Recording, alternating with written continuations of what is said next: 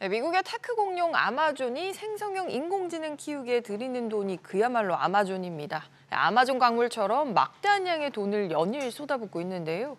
오픈 AI의 경쟁사에 대한 투자를 시작으로 자체 개발 챗봇을 잇따라 선보이더니 이번에는 추가로 AI 4대 천왕의 이사회 합류 소식을 밝혔습니다.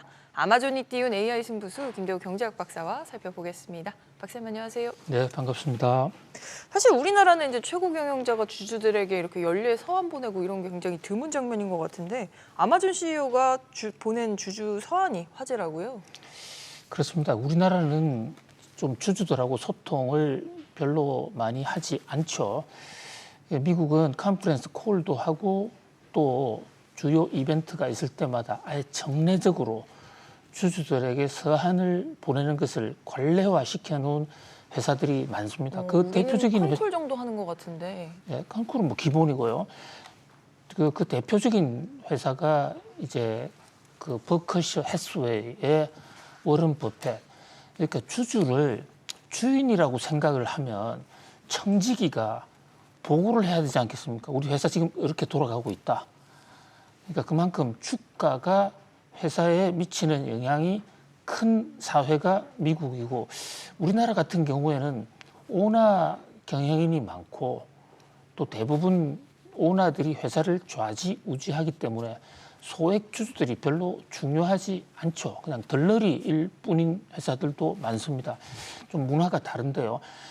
미국 같은 경우에는 그 가장 큰 뉴스가 바로 CEO가 주주에게 보내는 주주 서한, 주주 레터에 나오는 경우가 있는데 이번에 이 앤디 제시라는 이 아마존의 CEO 이분이 주주 서한을 보냈는데 여기 이례적으로 인사를 공개를 했어요. 그러니까 구글 브레인이라는 회사가 있습니다. 구글에서는 구글이 사실 인공지능의 모태라고 할 수 있는데 구글 브레인과 구글 딥마인드 두 개가 있는데 구글 딥마인드는 영국에 있는 걸 사온 거고요. 구글 브레인은 직접 육성을 한 것인데 그 구글 브레인의 창업자 두 명이 공동 창업자가 있습니다. 하나는 지금 나오는 앤드루 응이 있고 또 한 사람은 이 인공지능의 아버지라고 불리는 제프리 힌턴 박사. 저희도 여러 번 소개했던 인물이네요. 예, 이 두 분이 구글 브레인을 창업을 했는데 제프리 힌턴 박사는 지금 이제 기업은 하지 않겠다 해서 학교로 돌아갔는데 그 나머지 한 명 앤드루 응 박사를 영입했다. 자, 이런 대목은 굉장히 의미가 있습니다. 결국은 인공지능은 물론이고 세상 만사는 결국 사람이 하는 거니까 어떤 사람을 데려오느냐 이게 굉장히 중요하잖아요. 그러니까 모닝벨은 안지의 앵커가 하느냐 안 하느냐에 따라서 제가 좀 아찔했습니다 방금. 박사님 그 얘기 하실까 봐. 예. 그러니까 그만큼 그 사람이 크다. 그런데 인공지능 같은 경우는 새로운 기술이잖아요. 새로운 기술은 몇몇 사람만 갖고 있는데 지금 앤드루 응은 4천왕 중에 한 사람으로 꼽히고 있거든요. 4대 천왕 4명 중 하나라는 거죠? 그렇습니다. 구글 브레인을 창업을 한 것뿐만이 아니라 이분이요. 저희들이 그 인공지능 얘기를 할 때 고양이 얘기를 많이 했습니다. 최초의 딥러닝을 하면서 인공지능한테 교육을 시킨 게 고양이와 개를 구별해보라. 그 고양이 구별법을 인공지능을 통해서 최초로 고안을 한 분이 바로 스탠포드 대학의 앤드루 응 교수예요. 이분이 아마존으로 영입이 됐다. 이것은 아마존이 이제 본격적으로 이 인공지능을 한다는 하나의 상징이 아니겠느냐. 앤드루 응이 있었기 때문에 구글이 그동안 AI의 선두주자였는데 사실 구글의 인공지능 멤버들은 지금 공중분해가 돼 있는 상태거든요. 허사비스라는 분이 한 분 남아 있어요. 근데 허사비스는 요 인공지능 4천왕들에 비하면 저 밑에 있는 학렬이에요. 자, 4천왕이라는 게 불교에서요. 그 굉장히 중요한 이 불교의 최중심에는 수미산이라는 곳이 거기 제석천이라는 분이 있는데 그 제석천을 보호하는 4개의 천왕이 있습니다. 근데 이 4명이 사실상 오늘날 인공지능을 다 끌어왔어요. 여기는 딥러닝의 효시가 제프리 힌턴 박사고 거기에 2명의 제자가 있습니다. 안 르쿤이라는 제자, 요슈아 벤지오, 앞으로 요 분들이 어디로 가느냐에 따라서 인공지능의 판도가 달라질 수 있다는 겁니다. 앤드루 응은 제자는 아니지만 학문적 뿌리가 같고 뭐 거의 제프리 힌턴 박사하고 같이 맞짱을 뜰 수 있는 인공지능계의 제프리 힌턴과 함께 양대 산맥이다 이렇게 볼 수가 있어요. 현재 지금 인공지능을 하는 회사 중에 이 사촌왕들이 뿌리를 많이 내렸는데 이를테면 구글이라는 회사는 제프리 힌턴과 앤드루 응이 키웠습니다. 자, 그다음에 얀 르쿤 뉴욕대 교수 이분은 메타를 키웠어요. 메타 인공지능. 그다음에 요슈아 벤지오라는 분은 인텔을 키웠습니다. 뭐 이런 식으로 여러 가지 자 지금 CG에 나오고 있지 않습니까? 힌턴 박사 구글, 얀 르쿤은 메타, 요슈아 벤지오는 인텔. 근데 앤드루 응 박사는 구글에도 있었지만 이 양반이 바이두로 스카우트돼 중국 바이두입니다. 그래서 중국이 어니봇이라고 하는 중국이 인공지능을 갖고 있습니다. 그 챗봇 말씀하시는 거죠, 어니봇? 그렇습니다. 그 인공지능을 바로 앤드루 응 박사가 만들었는데 이제 앤드루 응 박사도 기업에서 은퇴해가지고 스탠포드 대학에 계시다가 겸임 교수로 계시는 중인데 이번에 아마존의 이사로 전격 발탁이 됐어요. 뭐 그 얘기는 아마존이 본격적으로 인공지능을 하겠다라는 하나의 선언이다. 이렇게 볼 수 있습니다. 제프리 힌턴이 원류고 진짜 도표로 보니까 그 제자들이 다 4대 천왕으로 재패를 하고 있네요. 이분들 이름 기억을 해두시면 앞으로도 계속 이제 기업들과 함께 언급이 될 테니까요. 아시면 좋을 것 같고 이번에 주주 편지 보면은 그 아마존이 잘하는 거 있잖아요. 클라우드 사업에 대한 언급도 있었어요. 그렇습니다. 이게 클라우드가 지금 아마존이 1등이에요. 전 세계 기업들의 클라우드라는 게 컴퓨터를 대량으로 데이터 센터에서 확보해 놓고 기업들의 컴퓨터 업무를 대신해 주는 건데요. 전 세계 점유율 33%로 세계 1위입니다. 여기 이 클라우드를 가지고 AI하고 접목시키면 그전에 아마존이 지금 AI 쪽에 상대적으로 조금 뒤져 있는 편입니다. 지금 앞서 있는 회사가 구글이고 마이크로소프트, 메타 이런 회사가 지금 선두를 치고 나가 있는데 클라우드와 합치면 이것은 아마존이 다시 1등 될 수 있다. 지금 우리는 아마존을 전자상거래 업체로 생각하는 경우가 많은데 아마존에서 사실 뜨고 있는 회사가 아마존 AWS라 해서 아마존 웹 서비스 이 회사를 좀 주목해 볼 필요가 있습니다. 마이크로소프트나 구글보다도 점유율이 훨씬 높은데요.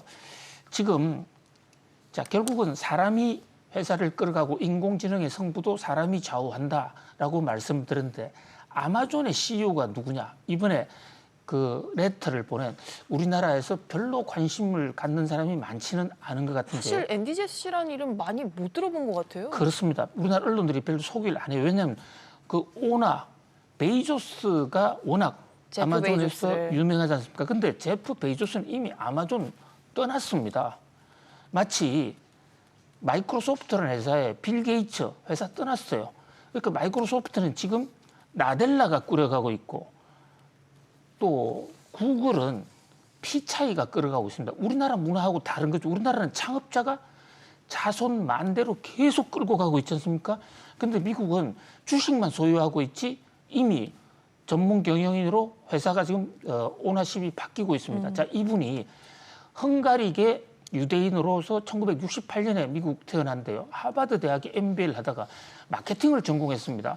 그래서 물건 파는 거로 해서 97년에 아마존에 입사를 했는데 이 양반이 아마존에서요. 이 AWS 2000년대 초반에 아마존 웹 서비스를 만들자 해서 이 사람이 사실상 창업을 했습니다. 베이조스를 설득해가지고. 근데 이분을 베이조스가 2021년에 CEO로 발탁했다. 이 얘기는 무슨 얘기냐면 뭐 경영 능력이 전반적으로 검증이 된 측면도 있겠지만 AWS를 앞으로 핵심 사업으로 잡겠다. 아마존의 중심으로 키우겠다. AWS라는 게 클라우드 회사고 이게 바로 인공지능 회사입니다. 그런 관점에서 볼 때 아마존의 지금 그 현 주소는 물건 파는 회사를 훨씬 넘어서 있다. 인공지능의 선두주자로 들어가 있고요. 또 이 인공지능을 잘 활용하면 물건 파는 것도 시너지가 납니다. 인공지능한테 물어보는 거죠. 내가 내를 모르는데 인공지능한테 내가 지금 무슨 물건이 필요하지? 이러면 아마존이 가르쳐줘요. 뭐 과거의 구매 이력 같은 걸 좀 살펴볼 수도 그렇습니다. 있겠고요. 경제력 생각해서 지금은 뭐 어떤 자동차 한 대를 사야 될 때입니다. 이렇게 얘기를 해준다는 것이죠. 그러나 아마존의 구상은 단순히 물건 파는데 AI를 활용하겠다는 것을 훨씬 넘어 있는 이번에 이 구상에서도 우선 아마존의 AI 3대 전략은요. 첫 번째가 AI 모델을 만들겠다. 그다음에 그 모델을 가지고 생성형 AI를 만들어서 어플리케이션, 즉 응용을 하겠다. 그다음에 또 AI 반도체 칩을 만들겠다. 반도체도 생산하겠다는 겁니다. 그러니까 지금 AI가 유통회사를 넘어서 반도체 제조 회사로서까지 이미 시작을 했어요. 아마존이요. 그렇습니다. 뭐 그런 면에서 아마존의 AI가 상당히 진도가 나가 있다 이래 볼 수 있습니다. 그렇군요. 아마존이 반도체 생산까지 나서는 기업이 될 줄이야. 그런가 하면 이제 애플도 지난주에 주가가 많이 올랐는데 여기도 이제 인공지능 칩 소식이 새로 있잖아요. 지난 목요일 날요 저희들이 애플이 인공지능을 할 거야 이 대목 좀 조심해 봐야 된다라고 보도를 했거든요. 우리가 말씀 올리지 않았습니까? 그런데 그 팀 쿡이 우리 얘기를 들은 모양이에요. 서둘러 발표를 해버렸어요. 팀 쿡이 발표를 하는데 블룸버그 보도를 통해서 애플이 M4라는 반도체 칩을 만드는 데 성공을 했어요. 자, 애플도 반도체를 생산합니다. 그런데 그 M4라는 반도체가 인공지능을 잘 구현할 수 있는 첨단의 제품이라는 거죠. 이것을 애플이 생산하고 있는 컴퓨터, 매킨토시, 이것을 줄여서 맥이라고 그러는데 매킨토시 노트북 하드웨어에 반도체를 장착하겠다. 자, 그래 되면 훨씬 매킨토시 등의 이 애플 노트북, 퍼스널 컴퓨터의 기능이 빨라질 수 있죠. 그러면 이게 물건이 많이 팔릴 수 있다. 이래서 지난 주말에 애플 주가가 올랐습니다. 자, 지금 6월 달에 애플의 그 WWDC 회의, 개발자 회의가 있지 않습니까? 이번 회의가 AI 회의라 해도 과언이 아니거든요. 6월 달까지 애플에서 AI 관련 뉴스가 아주 폭발적으로 쏟아져 나오지 않을까.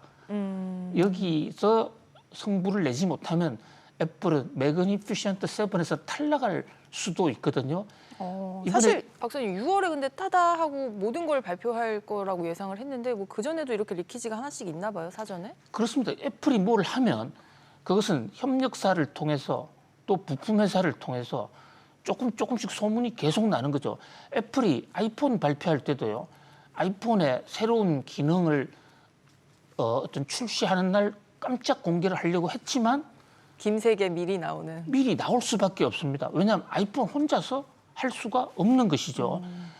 물론 이제 6월 10일 날 본격적으로 애플의 AI 소프트웨어가 공개가 되긴 하겠지만 애플이 어떤 그림을 그리고 있는가가 수시로 나올 것이고 그 나오는 어떤 새 제품, 새 아이디어의 내용에 따라서는 주가도 출렁일 수 있기 때문에 이 대목을 좀 예의주시해 볼 필요가 있다라고 말씀을 드리고 있는 것입니다. 알겠습니다. 지난 주말에도 바쁘게 돌아간 아마존 애플 소식 살펴봤고요. 지난 주말 뭐 국내에서도 또 소비자들 사이에서 화제가 된 소식이 하나 있었는데요. 무료 배송이나 이런 무료 반품 이런 혜택 이용하려고 쿠팡의 유료 멤버십 쓰시는 분들 많을 텐데요. 쿠팡이 이 유료 멤버십 요금을 한 번에 60% 가까이 올렸습니다. 배송만 로켓 배송이 아니라 뭐 가격도 로켓 인상이냐 소비자 원성이 나오고 있다고 하는데 이 소식으로 이어가 보겠습니다.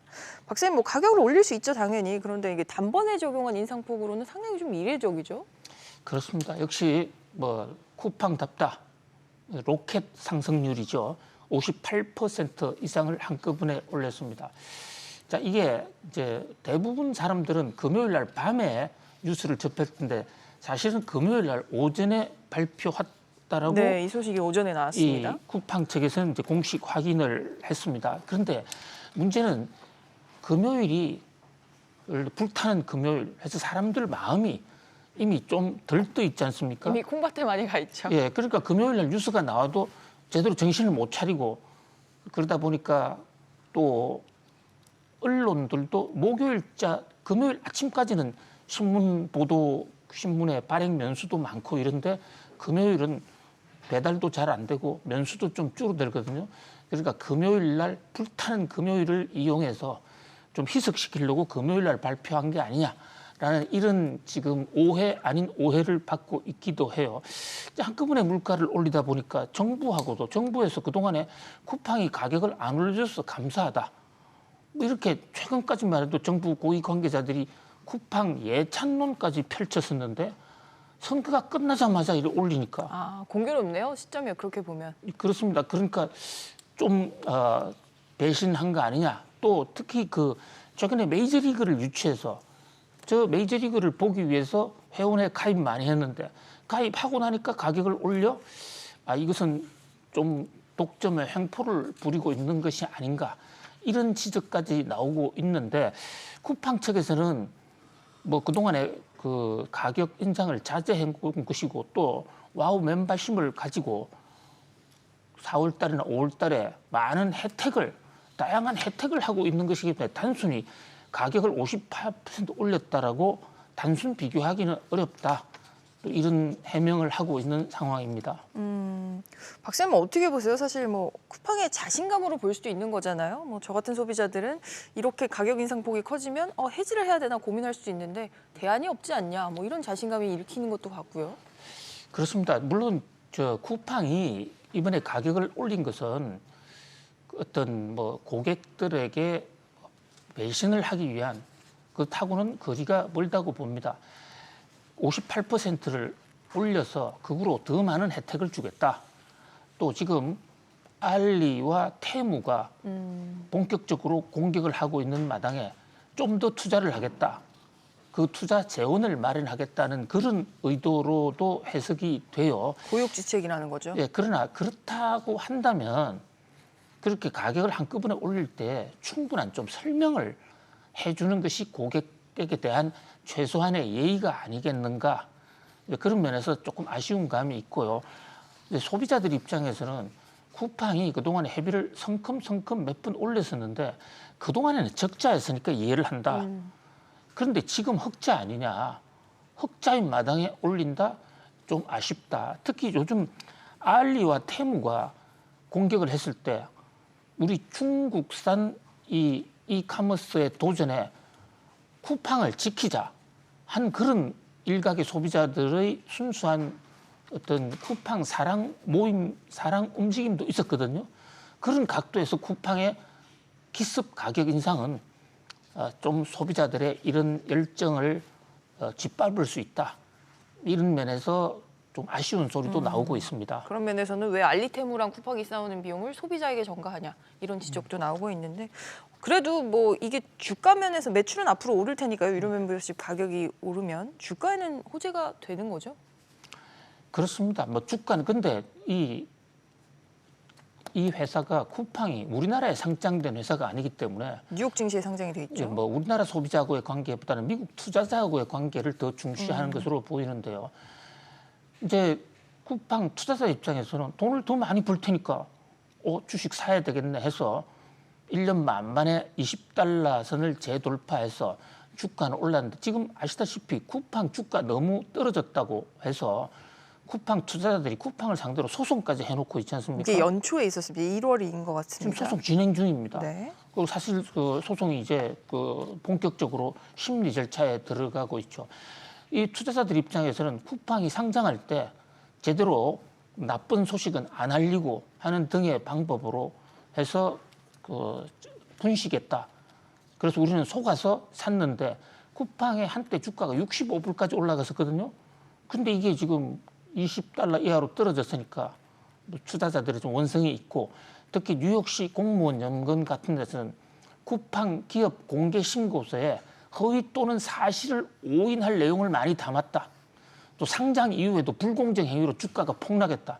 그 손해배상을 하라. 이렇게 소송을 해놓고 있습니다. 구체적으로는요. 뭐 공급 납품업체와의 3자 불공정 거래, 독과점 알고리즘 개입이라든지 또 쿠팡 물류센터의 노동자 과실 이런 것을 허위 기재했다라고 법원에 지금 소장을 제출해 놓고 있는 상태입니다. 쿠팡이 미국에서는 이렇게 소송해도 대응을 해야겠지만 국내에서는 사실 언론이랑도 많이 싸우고 있잖아요. 그렇습니다. 이 대목 참 안타까운데요. 한겨레 신문 등에 대해서 그 신문 보도에 대해서 이제 언론 그 소송을 오히려 쿠팡이 지금 주도하고 있는 그런 모양인데요. 물론 소송을 할 수가 있는데 이제 이 시민 단체에서는 기자들을 무더기로 블랙리스트에 포함시키고 억대 소송을 제기하는 것은 언론의 재갈 물리기를 하는 것이 아닌가 해서 최근에 민변, 참여연대 등이 쿠팡을 상대로 또 반박 성명까지 발표했거든요. 자, 이게 그 결국은 쿠팡은 전 대표적으로 B2C 기업입니다. 소비자들과의 관계가 이 회사의 미래의 핵심이라는 것이죠. 그렇죠. 그런 관점에서 좀 더 소비자 친화적으로 나가줬으면 하는 그런 어떤 아쉬움이 남습니다. 일각에서는 독점의 횡포다라고까지 얘기를 하고 있거든요. 그런 걸 보면 그동안에 싼 가격으로 이제 키워놓고 시장에 장악할 만하니까 펑펑펑 횡포를 부르는 것이 아니냐라는 지적이 있다는 데 대해서도 쿠팡은 좀 그런 여론을 잘 반영을 해야 할 것으로 보여집니다. 쿠팡은 이번에 멤버십 가격을 올렸지만 그럼에도 불구하고 소비자의 편익이 더 크다라는 해명을 내놨는데 이 부분이 사실이기를 저희도 지켜보겠습니다. 네, 저희가 준비한 소식은 여기까지고요. 박사님 오늘도 잘 들었습니다. 감사합니다. 고맙습니다.